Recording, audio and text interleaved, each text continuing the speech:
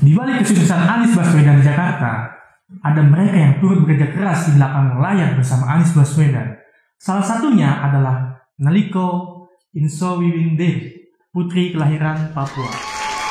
Itu apa sih cerita kesukaan perjabaran Anies Baswedan? Saat ini kita akan ngobrol langsung bersama Kak Nelly. Halo Kak Nelly, apa kabar nih Kak? Halo, puji Tuhan sehat. Puji Tuhan sehat ya Kak. Nah, tadi namanya Kak Nalikoy, dipanggilnya Nelly. Kak Nelly. Nah, Kak Nelly ini sebenarnya sekarang ini sedang sibuk apa sih setelah dari menjadi timnya Pak Anies Baswedan? Kalau sekarang kebetulan sedang sibuk bantu di timnya Ibu Ferry. Oh, bantu tim Ibu Ferry, itu kan. Berarti setelah membantu Pak Anies di Jakarta, lanjut membantu Ibu Ferry istrinya Pak Anies. Betul. Nah, kita kan baru kenal nih ya Kak. Dan teman-teman mungkin juga banyak yang pengen kenal lebih jauh tentang Kak Nelly nih. Boleh nggak ceritain sedikit tentang Kak Nelly terkait latar belakang pendidikan, lalu mungkin organisasi apa saja yang pernah Kak Nelly ikuti gitu kan, sampai akhirnya bisa mencapai balai kota Jakarta bersama Pak Anies gitu kan. Boleh ceritain sedikit Kak? Iya, siap. Mungkin saya sih sebenarnya kalau mau ditanya latar belakangnya dari keluarga diplomat. Jadi S1 saya memang ilmu politik di New Delhi, Delhi University. Wow. Kemudian mungkin memang karena ketertarikan di dunia itu lanjut S2 juga di sana. Jadi ilmu politik tapi spesialisasi di hubungan internasional di Jawaharlal Nehru University.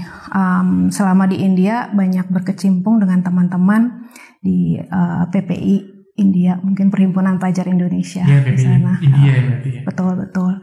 Nah, mungkin dari beberapa teman-teman senior-senior di sana yang mereka yang memperkenalkan Indonesia Mengajar. Jadi begitu balik dari India, langsung daftar Indonesia Mengajar, dan saya rasa mungkin itu adalah salah satu starting point kenapa bisa sampai ada di sini. Berarti memang S1, S2 di India. Betul. Berarti cukup lama tinggal di India ya? 7 tahun di India. Dan kalau nggak salah saya mendapat informasi juga bahwa kakak pernah menjadi ketua PPI India ya? Iya. Kalau nggak salah ya, menjadi ketua PPI itu tahun berapa tuh Kak? Menjadi ketua PPI India tuh? Saya periode 2010-2011. 2010-2011. Berarti menjadi ketua PPI India, menghubungkan antara pelajar Indonesia dan pelajar India gitu? Atau bagaimana?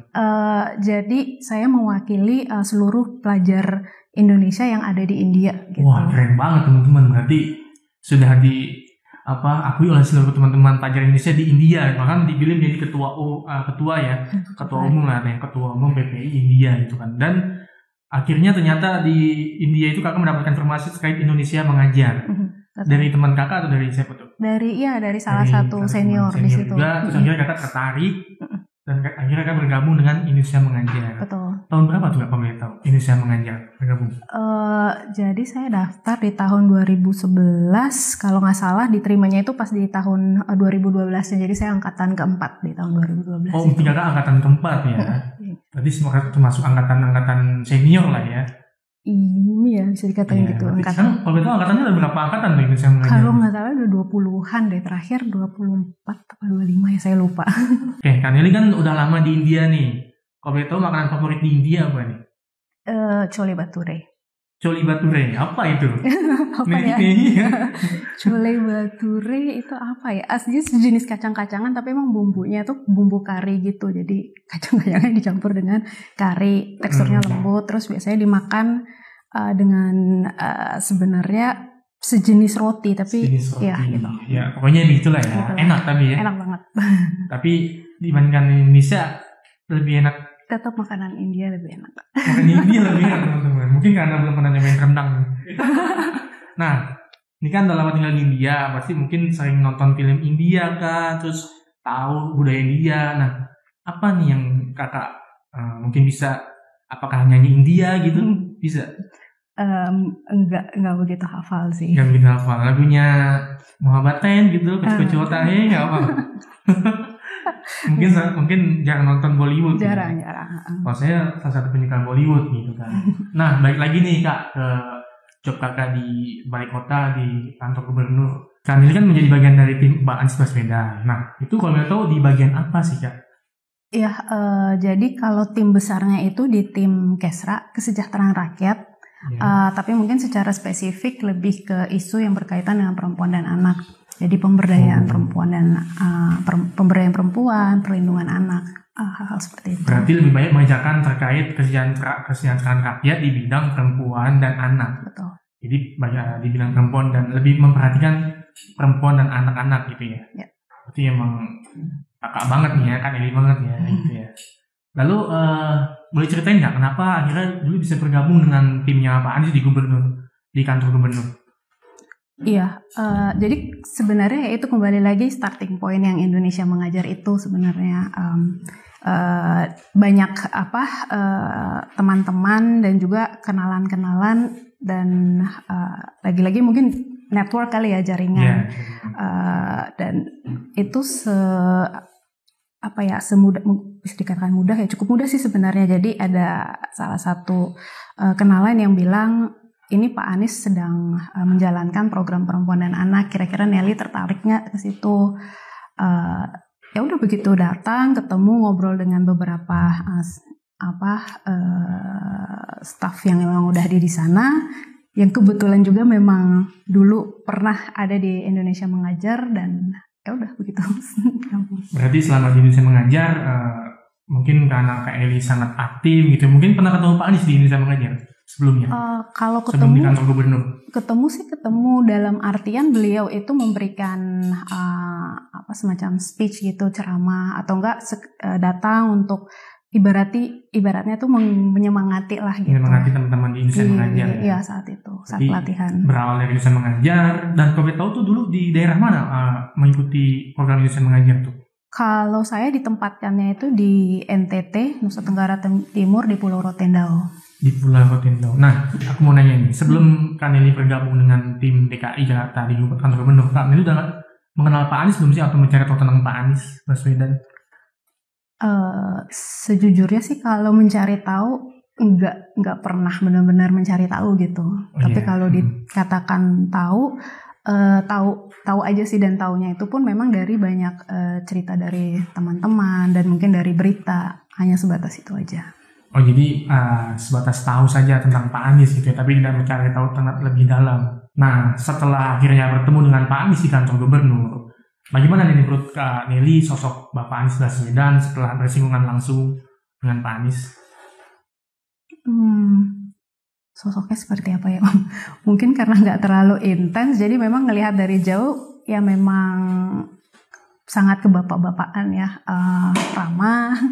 Dan yang pasti adalah ketika orang bilang beliau itu memang smart, emang betul-betul smart. Jadi emang ada beberapa kali ketika menjelaskan sesuatu, Pak Anies itu sangat cepat menangkap. Nah, Kak Nelly kan kelahiran Putri Papua nih. Nah, kalau boleh tahu di mana tempat lahirnya Kak Nelly?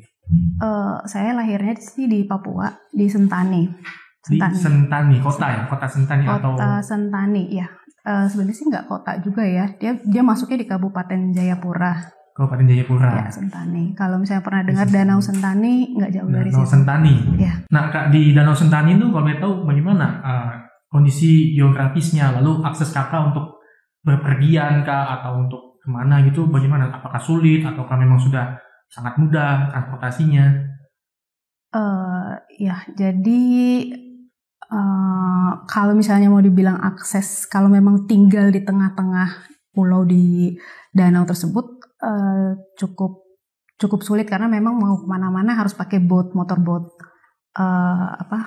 Maksudnya tengah-tengah pulau gitu? Jadi di danau Sentani kan cukup besar ya, luas dia, dan ada banyak pulau di danau tersebut. Nah, kalau misalnya mau katakanlah belanja kebutuhan sehari-hari, memang harus menggunakan boat tersebut. Hanya beberapa menit sih, nggak sampai berhari-hari kayak di Kapuas Hulu atau di mana. Berarti kalau Kakak mau belanja untuk masak lah gitu ya sehari-hari, berarti Kakak harus menaikin motor kebut itu?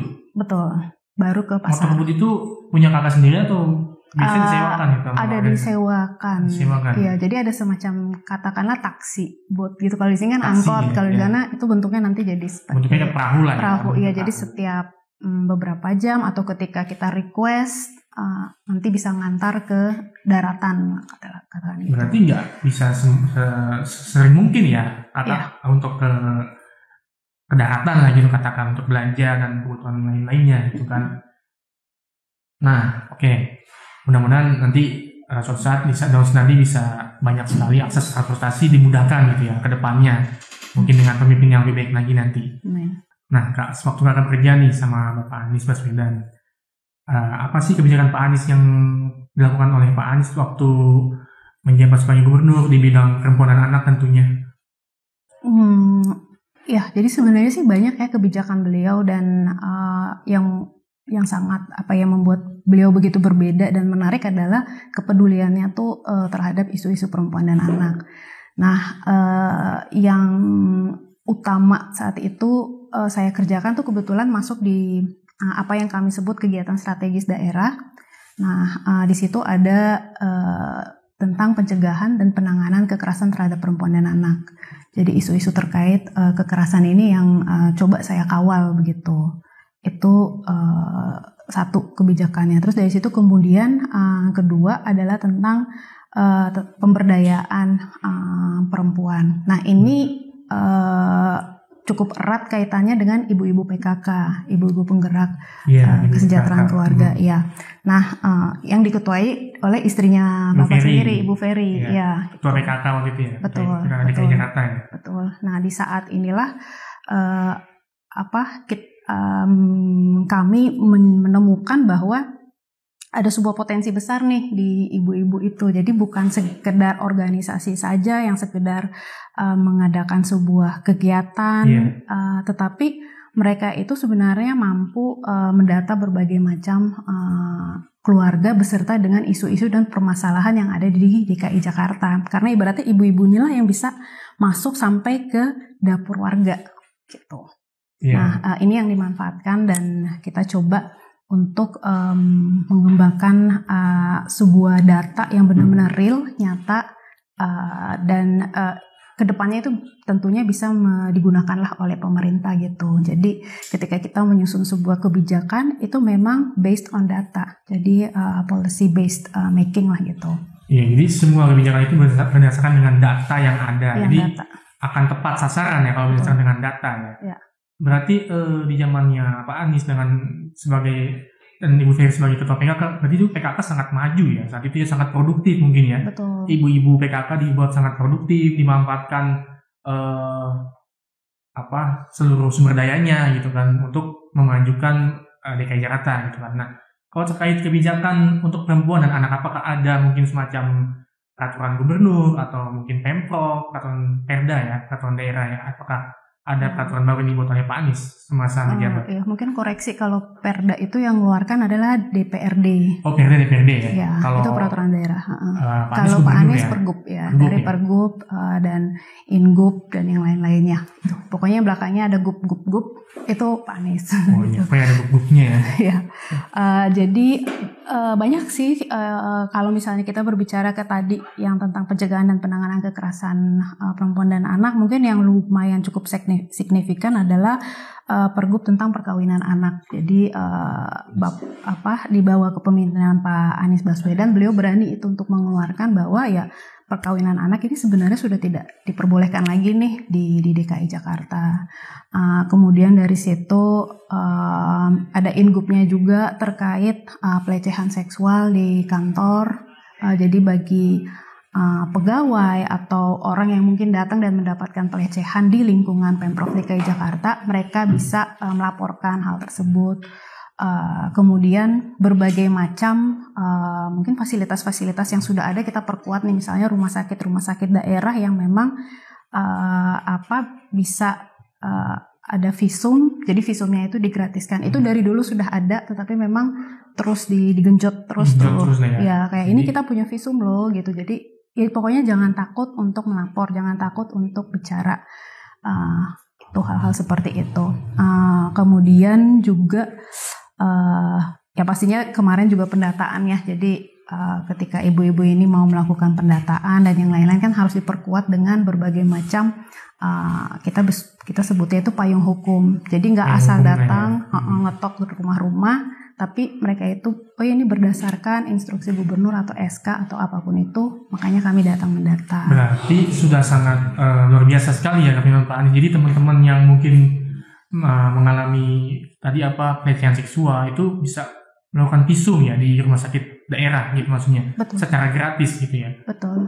Jadi ini kabar baik buat teman-teman yang mungkin mengalami pelecehan seksual di kantor, itu bisa segera melakukan visum ya di rumah sakit Jakarta ya, atau pokoknya di daerah Jakarta gitu ya. Ya, jadi selama dia berKTP DKI Jakarta atau misalnya kejadiannya, semoga enggak ya, kejadiannya itu masih di bawah di wilayah DKI Jakarta, ya bisa langsung melapor ke rumah sakit ya, dan juga mungkin ke kepolisian gitu kan. Nah, ini pertanyaan terakhir nih Kak, apakah ada pesan dari Pak Anies Baswedan kepada Kak Nelly secara pribadi atau personal dari Pak Anies? Kalau misalnya mau dikatakan pesan Bapak personal ke saya, mungkin karena emang saya jarang ketemu sama beliau, bukan jarang, hampir nggak pernah mungkin. Ya bisa dikatakan tidak ada, tapi bersyukurnya sih ada beberapa kesempatan di mana memang beliau menyampaikan berbagai macam pesan, dan ada satu pesan yang menurut saya cukup mendalam lah bagi saya, yaitu Bapak tuh pernah bilang bahwa you don't have to be the solution, but you can be a problem solver. Jadi mungkin kamu tuh bukan solusi dari berbagai masalah, tapi paling tidak kamu itu bisa membantu untuk menyelesaikan sebuah permasalahan. Masya Allah, sekali luar biasa sekali nih pesan dari Pak Anies, sangat menginspirasi kita semua ya tentunya. Selain menginspirasi kami juga, saya terinspirasi nih, ya kan dengan pesan Pak Anies tadi. Gitu kan. Seru banget nih Kak obrolan kita bersama Kak Nelly nih ya, teman-teman juga yang menyaksikan. Semoga kami mendoakan Kak Nelly ke depannya semakin sukses. Amin. Dalam karir, dalam pendidikan. Amin. Menjadi orang yang lebih hebat lagi, memberikan manfaat bagi seluruh masyarakat di Indonesia, terutama tadi di perempuan dan anak-anak ya. Amin. Terima kasih Kak Nelly sudah hadir bersama kami. Teman-teman saksikan terus talkshow kita, dan jangan lupa subscribe Center Indonesia, Perubahan Indonesia. Terima kasih. Wassalamualaikum warahmatullahi wabarakatuh.